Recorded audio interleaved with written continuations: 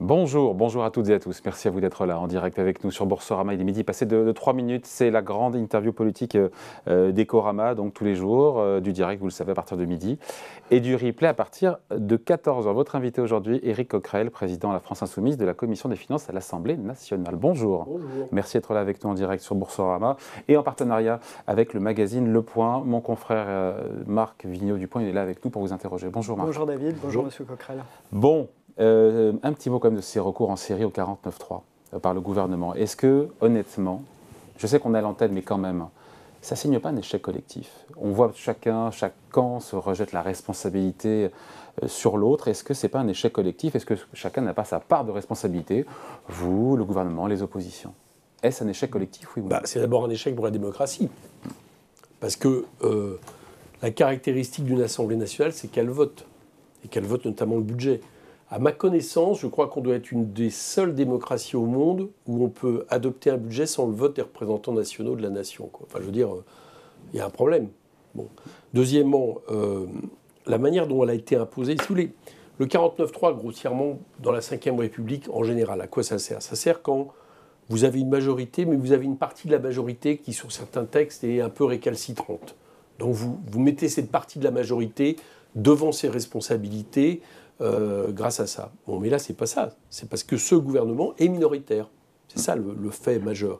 Et là, la manière dont il l'utilise, la manière dont en plus il le fait, j'allais dire, avec une espèce d'hypocrisie. Mais vous prenez quand même votre part de responsabilité là-dedans? Non. Quelle serait la responsabilité des oppositions, dites-moi? D'avoir cherché du compromis, d'avoir cherché la voie du compromis. Écoutez, les oppositions ont le droit de s'opposer. Enfin, il serait quand même paradoxal. On l'a entendu de la part du gouvernement, de dire à des oppositions, on veut bien débattre, à condition que, a priori, vous nous dites que vous êtes d'accord avec le budget.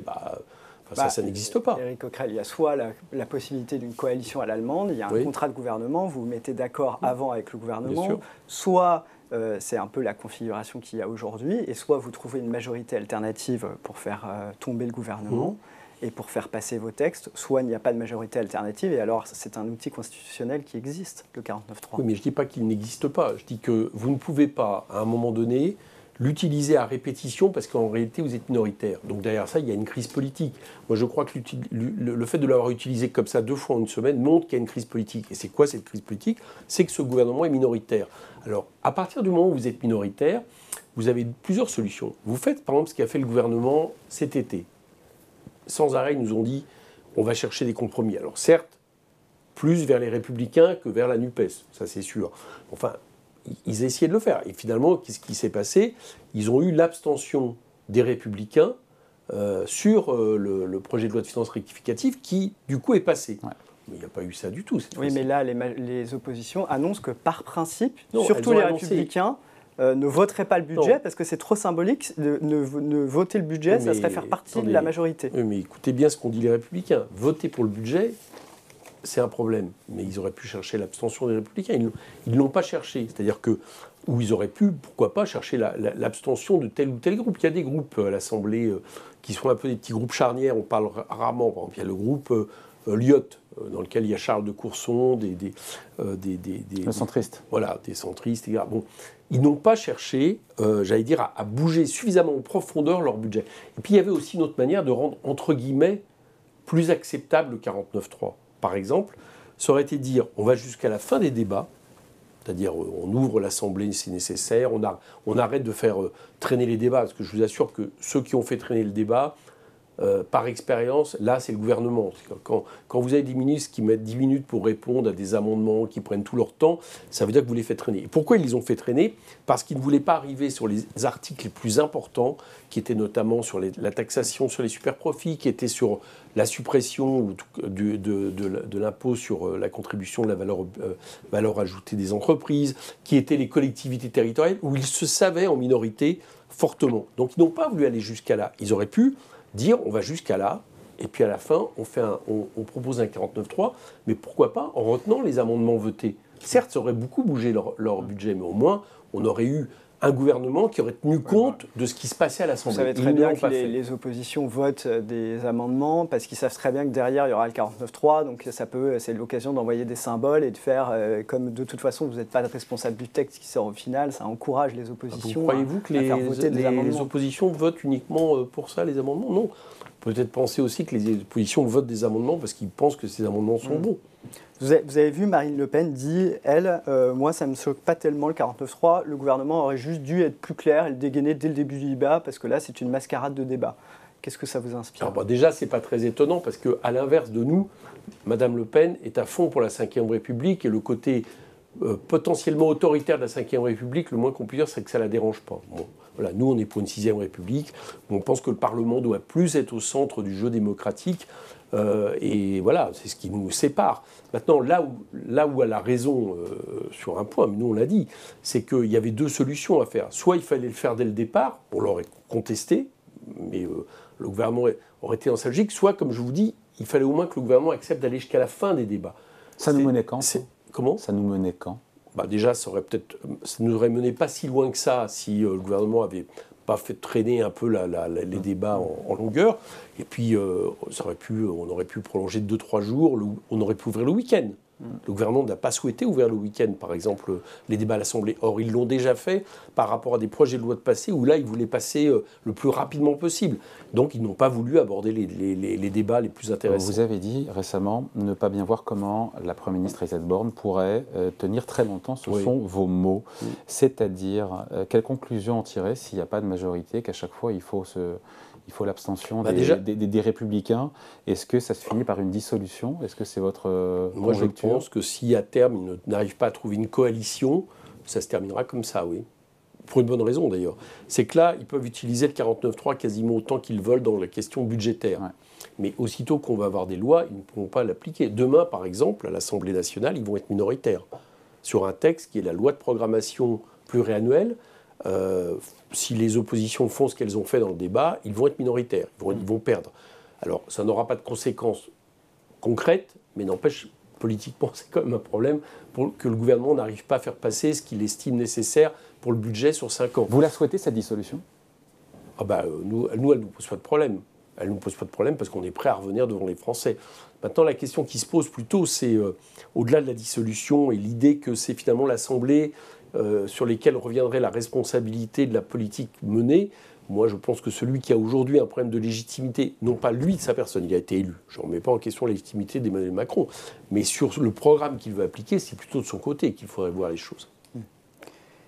Est-ce que vous êtes prêt à voter une motion de censure qui ne viendrait pas de vous ou au contraire, est-ce que vous appelez les autres oppositions à voter votre motion de censure et faire une alliance peut-être un peu contre nature pour faire tomber le gouvernement, puisque c'est un gouvernement minoritaire? Voilà, une motion de censure, ce n'est pas une alliance, c'est qu'à un moment donné, c'est l'outil qu'on a dans cette... Chacun a sa motion de censure aujourd'hui. Hein. Oui, pour l'instant, oui. C'est l'outil qu'on a pour, à un moment donné, dire non. Nous rejetons ce que vous nous proposez. Donc c'est quelque chose qui, évidemment, est problématique. Moi, la motion de censure, elle est pas sur...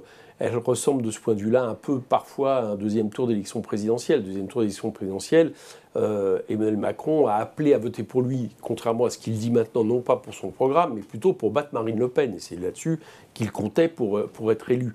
Une motion de censure, c'est un peu le même problème. C'est-à-dire, vous comptez sur des voix pour, atteindre le même objectif, c'est-à-dire que ce gouvernement ne puisse plus appliquer sa politique, et on sait bien que ces voix peuvent être divergentes.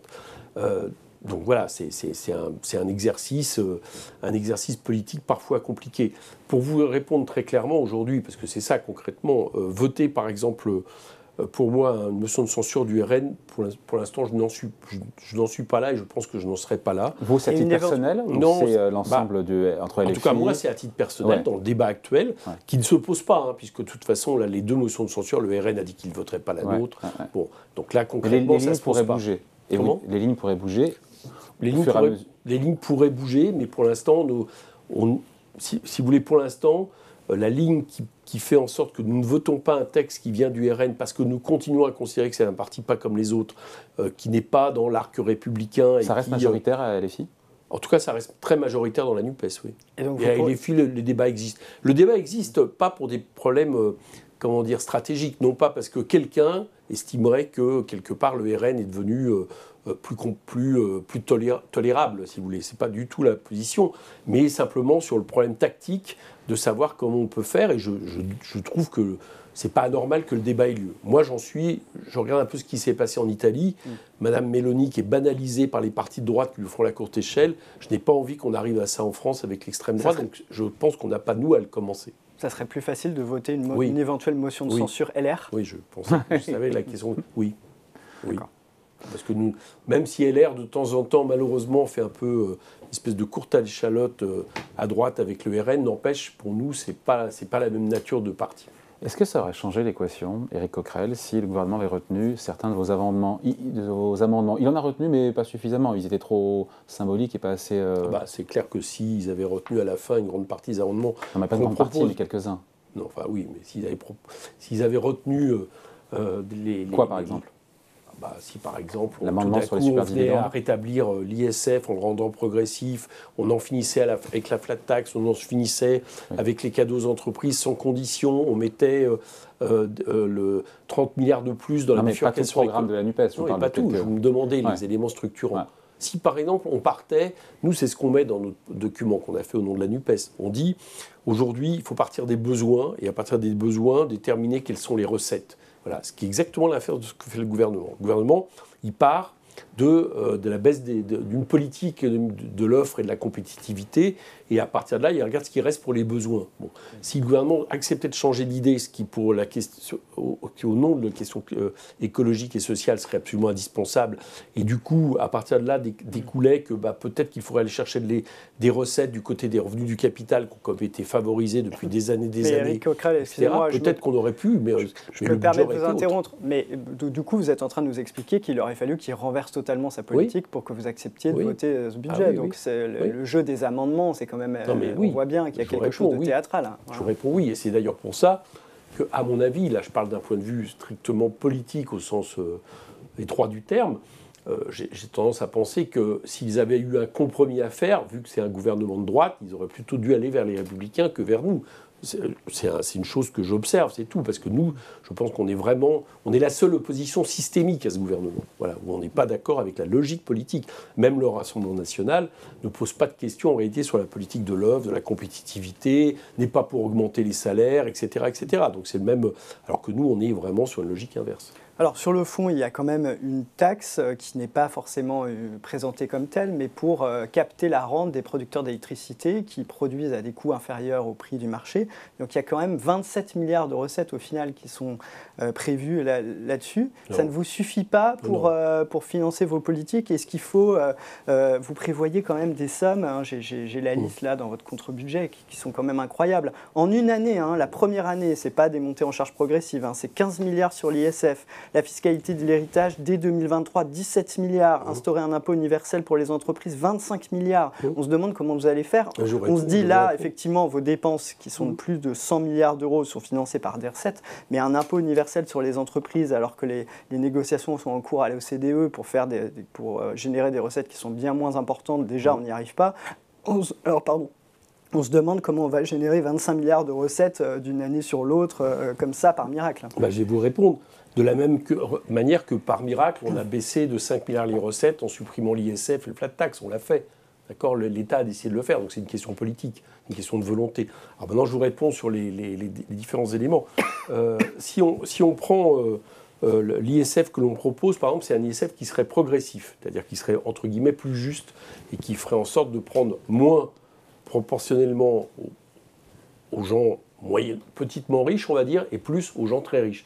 Bon. Et en plus, avec une dimension écologique, et effectivement, et d'ailleurs, vous remarquerez que dans notre campagne présidentielle, au moins que l'on nous reconnaisse ça, on a été les seuls, là je parle c'était inspiré des travaux de France Insoumise, à avoir des explications très détaillées sur les budgets. Ça rapporte 15 milliards. Yannick Jadot aussi avait ça dans son programme, on l'avait reçu ici. Oui, oui, très bien, il a pris un ISF écologique, pas progressif je crois, mais on a croisé les deux, c'est parfait. Ça fait 15 milliards, donc voilà, ça fait ça. L'impôt universel, vous le savez comme moi, c'est un économiste qui s'appelle Gabriel Zuckman qui a travaillé là-dessus, qui consiste Et c'est à mon avis indispensable si on veut faire en sorte que, par exemple, on arrête qu'une entreprise comme Total, qui fait un quart de son chiffre d'affaires en France, on arrive à expliquer qu'elle paye 0 impôt sur les sociétés en France. Donc on part des chiffres, de la pourcentage de chiffre d'affaires qu'une société fait dans un pays, et on regarde les bénéfices qui sont déclarés, et s'il y a une trop grande différence, eh bien on rétablit en gros ces impôts. Et ça, effectivement, les calculs sont très précis, ça rapporte 25 milliards.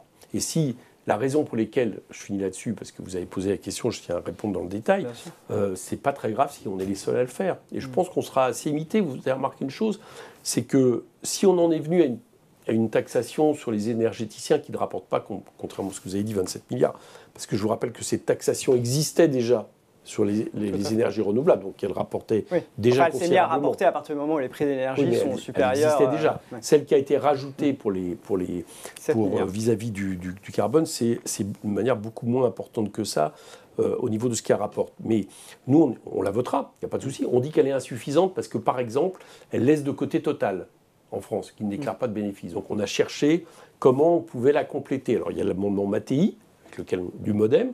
Qu'on peut expliquer peut-être. Alors je vous explique. L'idée de l'amendement Mattei, c'est de dire, voilà, il y a des super profits, mais le problème des super profits, c'est surtout ce qu'on en fait. Donc il faut taxer les entreprises en fonction des dividendes. Voilà. On regarde les entreprises qui ont fait beaucoup plus de dividendes. Et pourquoi pas l'impôt sur les sociétés? Parce que derrière, l'idée, c'est de pousser à plus d'investissements. L'idée, c'est de dire, il y a des profits, bon, pourquoi pas, mais dans ces cas-là, il faut que les profits servent plutôt l'investissement que les dividendes. Donc les entreprises c'est ça la philosophie qui est sous-jacente. C'est ça. Donc les entreprises qui choisissent de surpayer la rente capitaliste pour aller vite par rapport à une période donnée sont taxées. Alors il y a la solution Mattei qu'on a votée, qui n'est pas à mon avis la meilleure, hein, mais vous l'avez voté. Le mérite. 35% de prélèvement libertaire forfaitaire au lieu de 30%. Voilà. Nous on en avait une autre, mais qu'on n'a pas eu le temps de débattre, qui était, à mon avis, plus intéressante, si je peux me permettre, qui était de dire on ne taxe pas les dividendes elles-mêmes, mais on regarde le volume des dividendes, d'accord ? Et en fonction de ça, on taxe l'entreprise. C'est-à-dire une entreprise qui choisit, par exemple, de verser 25% de plus de dividendes par rapport à la période d'avant-crise Covid, eh bien, elle est taxée en fonction de ce volume, et c'est elle qui est taxée, pas les gens qui ont les dividendes. J'ai un confrère qui a écrit un article sur votre... Je suis rentré dans le détail, parce que je sais qu'ici, on peut le faire. Vous avez raison. J'ai un collègue qui a écrit un article en partie sur votre contre-budget, et il explique qu'au départ, vous vouliez, vous, à la France Insoumise, 250 milliards de nouvelles dépenses, et puis c'est le Parti socialiste qui vous a dit non, nous, on ne pourra pas aller plus loin que 100 milliards de dépenses nouvelles. Alors, est-ce qu'il y a des divergences à l'intérieur de la NUPES et par exemple, vous, il paraît que vous étiez favorable, est-ce que vous pouvez nous le confirmer, à un impôt sur la fortune qui aurait démarré à partir de 4 millions d'euros, à partir 400 000 euros de patrimoine. Ouais, mais ça a été, excusez-moi, mais ça a été caricaturé, parce qu'en fait, c'est un impôt sur... en fait, pour aller vite, exactement comme sur l'impôt sur le revenu. Je vous explique. On propose un impôt sur le revenu de 14 tranches, qui permet, j'allais dire, d'être plus juste et que ça repose moins sur les classes moyennes comme aujourd'hui. Par contre, l'impôt sur le revenu, on pense qu'il est bien que tout le monde participe. Donc même les revenus très faibles, on proposait une certaine imposition. Elle était presque symbolique, mais on proposait une certaine imposition de façon à se lisser sur les 14 tranches et faire en sorte qu'à la fin, ceux qui aujourd'hui s'en sortent le mieux payent plus d'impôts. C'était pareil sur l'impôt sur l'héritage, c'est-à-dire qu'on... Vous preniez tout à partir de combien? C'était la formule. En fait, attendez, on prenait déjà... à partir de 400 000, effectivement, contrairement à ce qui est fait aujourd'hui, on taxait, sauf qu'on taxait au-dessus de 400 000. Autrement dit, par exemple, vous aviez 500 000 euros, vous étiez taxé sur 100 000 euros à hauteur de 0,1, ce qui revenait à peu près à 100 euros de plus par an. Quand on a un appartement à Paris à 500 000 euros, voilà, d'accord, mais 100 ça veut dire euros, qu'on est taxé. Oui, ok, mais 100 euros de plus par an, c'est pas insupportable. Et si vous aviez 400 000 et 1 euro, bah vous étiez taxé à 0,1% du 1 euro. Je rétablis parce qu'on avait l'impression qu'on taxait de la même manière. Et à la fin, c'était effectivement progressif, jusqu'à, je n'ai plus le chiffre exact de taxation, mais qui était assez important pour les plus hauts revenus et qui rendait ça plus juste et notamment qui rapportait les 15 milliards. Je réponds juste à la question, non, on n'était pas, il n'y a pas une telle différenciation avec le Parti socialiste, c'était dans les discussions. Y compris sur les dépenses, sur l'ensemble de dépenses. Non, on était, je ne me rappelle plus, j'ai plus le chiffre exact, mais on a une discussion ensemble. Moi, ça me va très bien. À partir du moment où c'est une discussion qui permet quand même que toute la NUPES, dans son ensemble, propose un budget de rupture qui part des besoins et qui se fixe le fait de retaxer notamment les revenus du capital et autres, ce qui n'est pas tout à fait le social-libéralisme vu par François Hollande, moi, ça me va très bien. Avant, une question juste. Combien les recettes fiscales en tout dans ce contre-budget de la NUPES? Eh ben, je vais vous dire exactement 135 milliards okay, pour 100 milliards de dépenses. 135 milliards, c'est donc... En 2023. Et sur 5 ans, 675 milliards. 5 points de PIB. Autant Emmanuel Macron est très clair quand il dit qu'il ne veut pas que les impôts augmentent, autant vous assumez d'augmenter massivement, même si c'est réparti, vous expliquez que c'est réparti sur les plus riches, etc., que c'est comme un choc fiscal inédit de 5 ou 6 points de PIB que vous assumez. Oui, mais bien non. On n'augmente pas les impôts globalement. Parce que, par exemple, dans le plan que nous avons fait, quelqu'un qui gagne 4 000 euros, en dessous de 4 000 euros, s'en sort mieux qu'aujourd'hui. Donc jusqu'à 4 000 euros, on est tranquille. Avec la NUPES et le contre-budget, en tout cas, vous payez moins qu'aujourd'hui d'impôts. Par contre, plus vous allez gagner de l'argent, plus vous allez payer d'impôts, de façon un peu à rétablir ce qui existait comme dans ce pays il y a une trentaine d'années et qui ne scandalisait personne. Bon, le fait est, c'est que sous Macron, rien que ça, c'est-à-dire revenir à ce qu'a fait Emmanuel Macron, la fiscalité a avantagé les plus riches, et pas n'importe quel plus riche, souvent les plus riches détenteurs de capitaux. Et là-dessus, il faut revenir. Mais pour une bonne raison, c'est qu'on a besoin de recettes. Je voudrais quand même insister là-dessus. C'est-à-dire que la question peut être la redistribution, mais la question, c'est aussi qu'on a besoin de recettes. Enfin, on est déjà le pays le plus imposé du monde.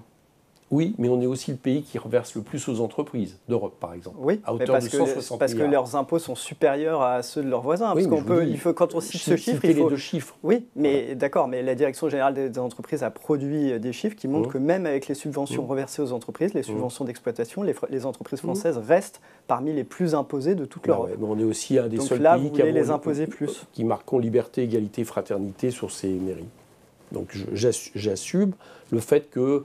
et je me réjouis du fait que pendant très longtemps, malheureusement c'est en train, avec la politique de Macron, c'est malheureusement en train de s'affaiblir, mais pendant très longtemps, dans cette espèce de course à l'accumulation des richesses qu'on a connues dans le monde, la France était un peu à la traîne par rapport à d'autres pays. J'en suis ravi, personnellement, parce que ça permet de payer les services publics, est-ce que vous êtes d'accord que Est-ce que vous êtes d'accord que les inégalités en France sont plus contenues que dans d'autres pays européens, qu'elles ne sont pas vraiment en augmentation et que le taux de pauvreté, par exemple, même en 2020, l'INSEE a confirmé que le taux de pauvreté n'avait pas augmenté malgré la crise sanitaire. Attendez, j'ai plus le chiffre exact desquels, mais vous savez comme moi qu'aujourd'hui, vous avez 5 personnes qui possèdent l'équivalent, en France, du patrimoine de 27 autres millions de leurs concitoyens, et que les plus grandes fortunes de France ont vu leur revenu augmenter de 500 milliards à 1000 milliards sous Macron.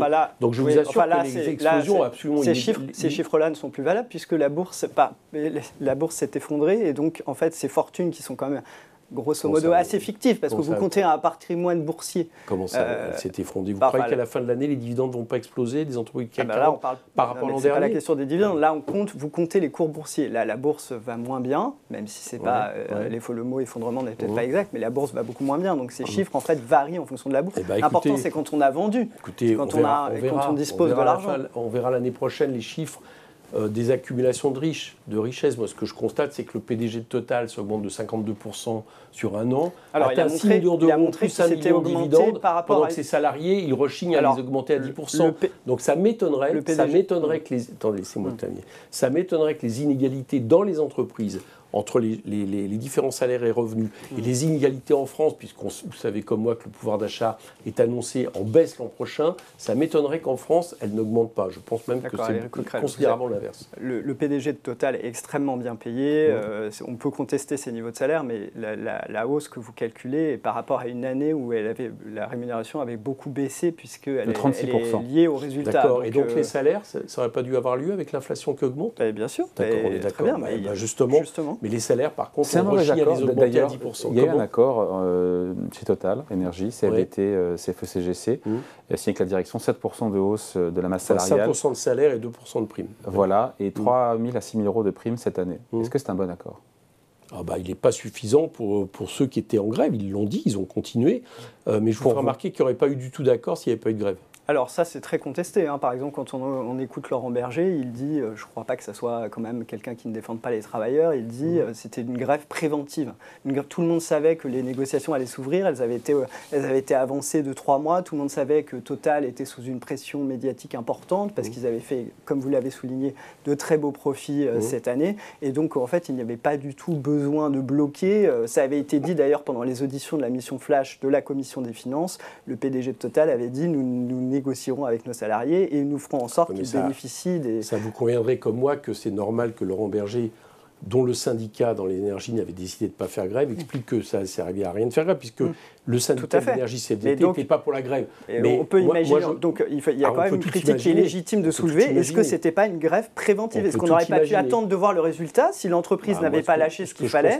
Ce que je constate, est-ce qu'il ne fallait pas faire la grève après? Dans les secteurs où il n'y a pas de grève, ces augmentations, ne serait-ce que pour récupérer l'inflation, elles ne se font pas. Donc moi, je regarde un peu ce qui se passe ou ce qui ne se fait pas. Total n'avait pas claironné sur tous les toits qu'ils allaient augmenter les salaires du personnel de Total à hauteur de 5% avec 2% de prime avant la grève. Donc non, je ne crois pas. Je pense que Total a été mise sur la pression, a lâché du lest. Moi, je pense, mais j'ai aucune envie de cotiser à une division syndicale. Donc, je n'ai pas envie d'aller de plus loin, mais je pense que ça aurait été mieux encore que tous les syndicats fassent grève et je pense qu'ils auraient eu les 10% d'augmentation de salaire. Ça n'a pas été le cas, mais moi, je pense que les accords qui ont été faits doivent beaucoup au fait qu'il y ait eu l'occupation des raffineries. D'accord. Les chefs d'entreprise doivent s'interroger sur la décence de leur salaire, puisqu'on parle du salaire du patron de Total. C'est ce que nous dit Bruno Le Maire. Est-ce que vous lui demandez, au-delà de cette déclaration-là, d'aller un peu plus loin? C'est clair. Bruno Le Maire, ça fait maintenant 1 an, 2 ans même que je l'entends dire ça. Il voit bien qu'il n'y a pas d'effet. Il voit bien que spontanément, justement, ça ne se fait pas. Bon, quand c'est le cas, dans ces cas-là, il faut prendre des mesures. Et vous faites quoi, voilà? Par exemple, nous, on est pour faire en sorte que dans une même entreprise, il n'y ait pas des salaires qui soient 20 fois égales, 20 fois supérieurs au salaire le plus bas. Voilà. Et ce n'est pas une méthode, ce n'est pas tellement révolutionnaire, c'est que c'est une proposition de l'Organisation des syndicats européens, dans laquelle la CFDT fait partie, qui propose ça, et qui aurait quelque chose de très vertueux, parce qu'un chef d'entreprise ou un cadre dirigeant, s'il veut s'augmenter, il faut en sorte d'augmenter aussi les salariés qui sont au plus bas de l'échelle. Par exemple, voilà, c'est une proposition. Est-ce qu'Éric Coquerel, il faut aujourd'hui, pour faire face à l'inflation, indexer les salaires sur l'inflation? Est-ce que vous pensez que c'est... Oui. Oui. Et vous ne craignez pas que ça débouche sur la fameuse boucle prix-salaire, c'est-à-dire que les entreprises confrontées, là, vont avoir toutes leurs factures d'électricité qui vont exploser puisque les contrats se renouvellent, vont tout d'un coup devoir augmenter à hauteur de l'inflation leurs salariés, donc vont répercuter ça sur la hausse des prix, donc les salariés vont à nouveau demander des hausses des salaires. J'entends bien cette logique, mais moi je pense qu'il y a Je vous sens dubitatif cette logique. Oui, je suis dubitatif sur cette logique, parce que ça, c'est un peu le discours des libéraux pour ne pas le faire. Mais ce que je constate... C'est ce qu'on a constaté dans les années 70-80 aussi. Oui, enfin, dans les années 70-80, le partage de la plus-value, c'est-à-dire de ce qui est dégagé par une entreprise, était beaucoup plus en faveur. Il y avait plus d'inflation, mais c'était beaucoup plus en faveur du monde du travail que du capital. Voilà, c'est aussi la logique. Donc, c'est pour ça que François Mitterrand a désindexé les salaires? Non, mais c'est pas pour ça qu'il l'a fait. Je pense que c'était une erreur de le faire à l'époque. D'accord. On peut, si vous voulez, je vais schématiser. On peut estimer que ce n'est pas le cas quand vous avez une inflation très très faible. Mais quand vous avez à nouveau une inflation forte, le problème, c'est que si vos salaires ne suivent pas, de toute façon, à un moment donné, ça touche quand même ce qu'on appelle la consommation populaire. Et la consommation populaire, qu'on le veuille ou non, c'est quand même ce qui soutient l'économie. Bon. Donc si vous ne faites pas ça, je veux dire, vous avez une espèce de conséquences et de coûts pour l'économie globalement. Mais ça veut dire que votre pronostic, c'est que l'inflation, elle est structurelle, elle n'est pas temporaire, parce que le pari du gouvernement, c'est de créer un bouclier le temps que les prix de l'énergie se remettent à baisser, et puis espérer qu'après on revienne dans un régime. Ce qu'on voit sur le gaz d'ailleurs, ce qu'on voit sur le prix du gaz aussi d'ailleurs, qui a baissé. Vous pouvez faire un petit replay, parce que tout est enregistré à l'Assemblée nationale, c'est bien, mais lors de la commission des finances qui avait de début juillet, des premières commissions des finances, Bruno Le Maire, je me souviens, avait expliqué que l'inflation allait revenir après avoir... Là, elle était à son pic, qu'elle allait redescendre à 2% l'an prochain. Bon, vous savez comme moi que ça ne va pas être le cas. Fin 2023, oui. Voilà, ça ne va pas être le cas. Donc je ne sais pas si elle est structurelle. En tout cas, à mon avis, on est parti pour plusieurs années avec une inflation forte. Pourquoi ? Parce que je pense que c'est la crise que nous connaissons, elle est structurelle. Elle n'est pas liée seulement à la guerre en Ukraine, pour aller vite. Je comprends bien, M. Coquerel, mais dans un contexte, alors vous dites qu'il faut indexer les salaires et en plus vous rajoutez donc 100 milliards de dépenses. Est-ce que vous ne craignez pas que dans un contexte inflationniste, quand on augmente les dépenses et puis qu'on indexe les salaires, eh ben on ne fait que nourrir l'augmentation de la consommation. D'abord pour le climat, on peut se demander dans votre logique si c'est vraiment très bon.